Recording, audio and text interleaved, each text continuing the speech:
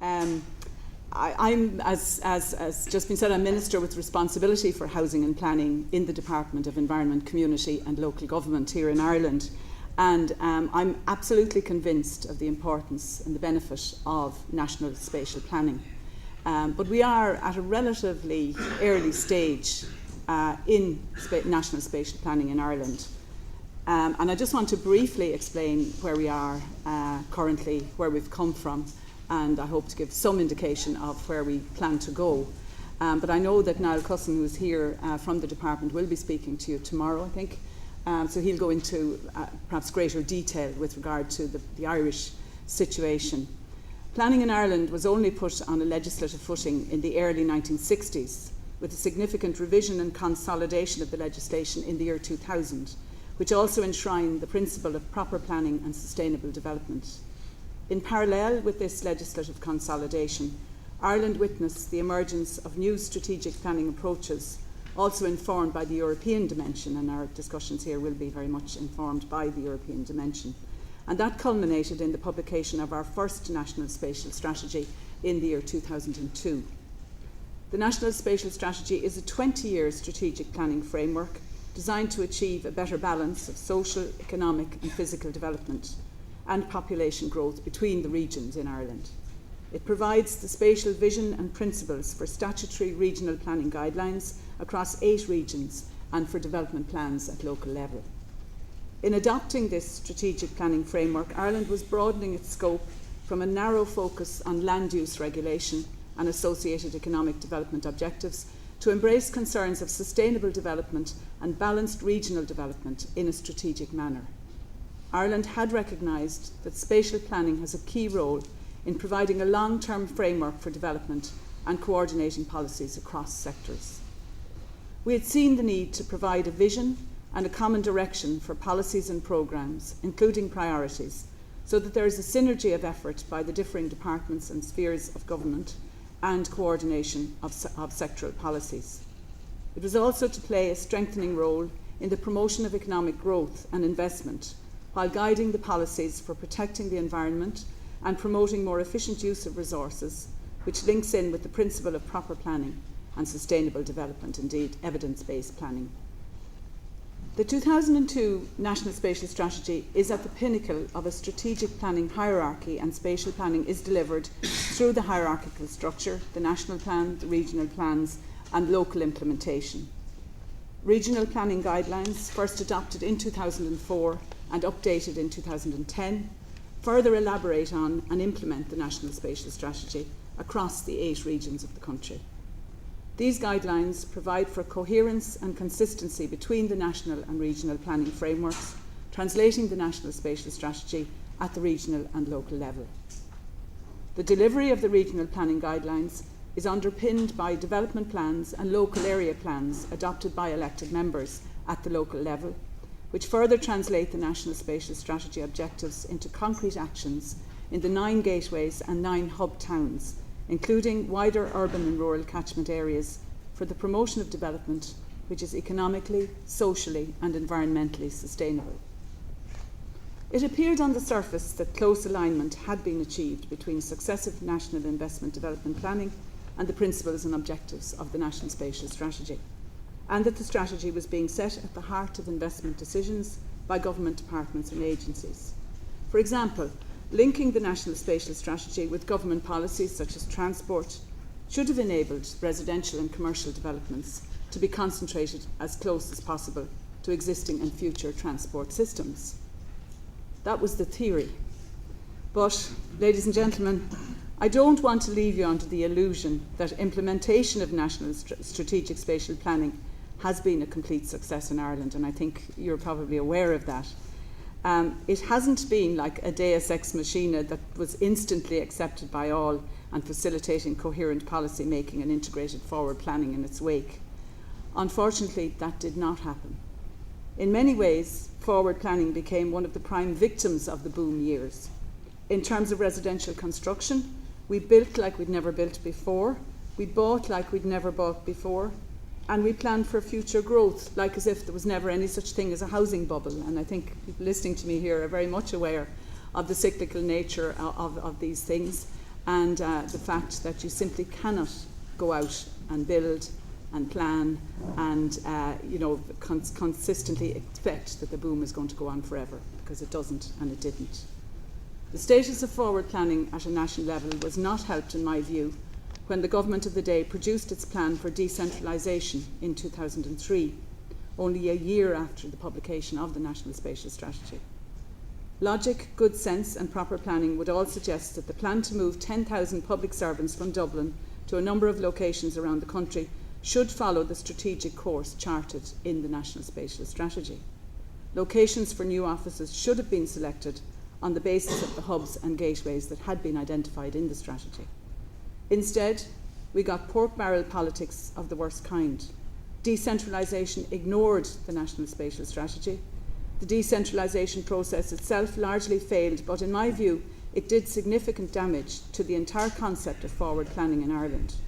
It sent out the message from the very top that forward planning didn't really matter, that identifying and prioritising areas for strategic long-term investment and growth was something government did to fill pages in a policy document, but could discard when the real work was to be done.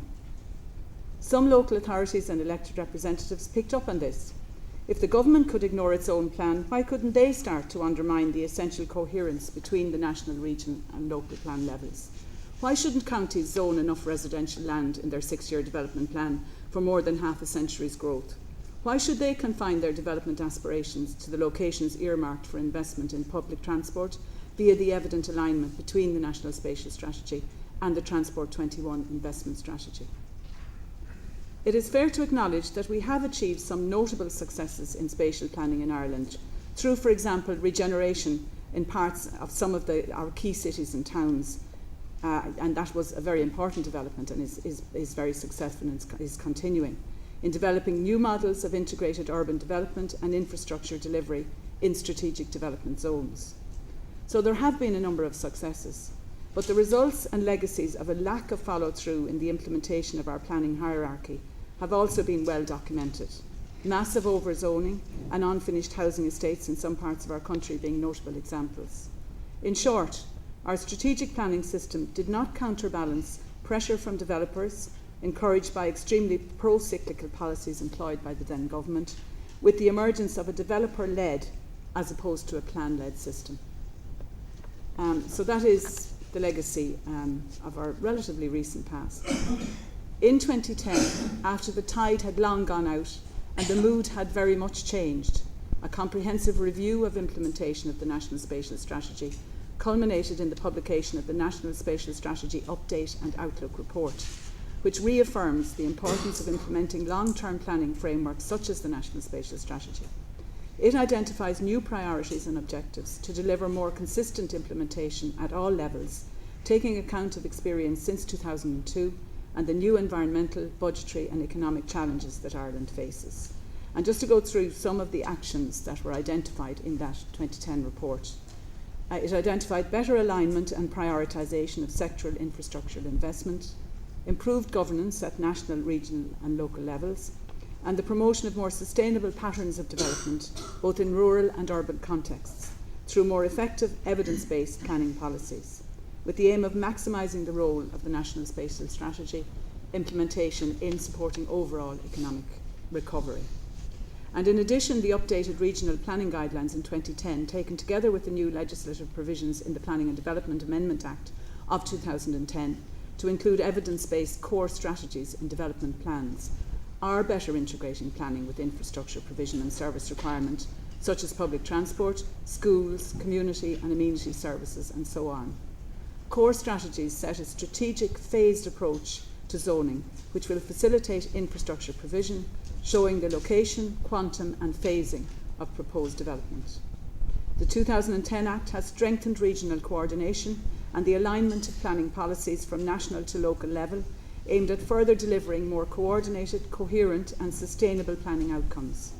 This is properly embedding the National Spatial Strategy principles into the forward planning process, ensuring closer alignment of those plans in the planning hierarchy from the National Spatial Strategy, regional planning guidelines to development plans and local area plans. So we are implementing the hierarchy of plans now, and there has been a great deal of development both before our government took power in the 2010 arrangements and Act, and also subsequently the work that we're currently doing in the department. So I believe that we have learnt a great deal from many mistakes that were made in the decade before. We are ensuring that zoning decisions are community focused, plan led as opposed to developer led, and moving towards a more coordinated and joined up approach to the delivery of critical services such as schools, public transport, water services and social housing. There has been strong engagement at the local level with the integration of core strategies, as there is a clear recognition of the need for a plan-led approach for all proposed development. And that does include local authorities de-zoning, changing zoning from housing development, for example, back to agricultural purposes. And it is a difficult process for local authorities, but they are doing it, and they are implementing the core strategy plan. Consequently, planning is being better supported by evidence-based requirements linked to the government's strategic plans, and planning authorities are working positively and constructively within this new legislative framework, taking the tough decisions in reforming and adjusting planning policy to meet present and future challenges, which is central to delivering more sustainable planning outcomes to enhance our competitiveness and economic recovery while addressing the environmental agenda. At the same time, though, the National Spatial Strategy is 10 years old now, whereas many of the concepts and ideas in the NSS remain valid, derived as they were from the international and EU level thinking. There is a need to address new and altered realities in relation to Ireland's territorial and spatial development, and I do recognise that need. Therefore, the question must be asked, is the NSS still the right strategic plan at a national level for Ireland? And I think in answering that question, I would pose another question. If you were designing a plan now in 2012, would you design it in the same way as you would have designed one in 2002, after everything that has happened in the meantime in Ireland? And I don't believe you would. So I do think we have to look at the plan again. In the midst of dealing with the most serious economic challenges facing this country, thinking 10 or even 20 years ahead is difficult. But Ireland's National Spatial Strategy has served us well, even in pointing out where we've gone off course. It is right, in my view, that it should therefore be strengthened and updated to serve us well again in meeting the challenges over the next decade and a half. Beginning early next year, I will commence this process by scoping out the principles on which a significantly revised National Spatial Strategy will be built. We won't discard the positives contained in the 2002 plan, but we will align spatial planning with the current realities, environmental, economic and social, that we are dealing with right now. I want to produce a revised National Spatial Strategy that charts an ambitious and sustainable course for the coming decade. So that is the plan ahead. That is where we've come from. I think we've learned a lot of lessons, and we have challenges that are significant and serious. But I believe, and I very strongly believe this, that spatial planning has an absolutely crucial role to play in the recovery of our country. And I think indeed in all countries, and you come from many different states and different states within the United States and different countries within Europe. But spatial planning is absolutely central in terms of not just physical development, but also economic and social and indeed environmental development. So I hope I've given you some overview of where we are and where we're going. I think in particular, I think there is an opportunity at this conference to engage together in the challenges that face all of us, in learning from each other. And I think it's interesting that this is transatlantic, because in some ways there are dissimilarities between the United States and Europe in many ways, geographically, culturally, in terms of how the economy is structured, in terms of how political institutions are structured. But we share a lot as well. But I think we can learn from our dissimilarities as well as from our similarities. And I think there's a great deal to be learned. I think in all of our countries and our states, in the case of the United States, in many ways we haven't fully developed our relationship with spatial planning, perhaps in the full way that we can. So I believe that this conference will very much contribute to that.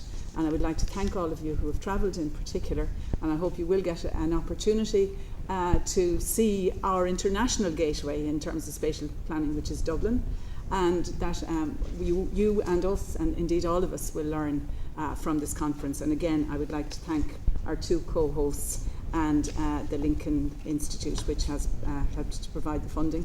And I'd like to wish you all well at the conference. Thank you very much.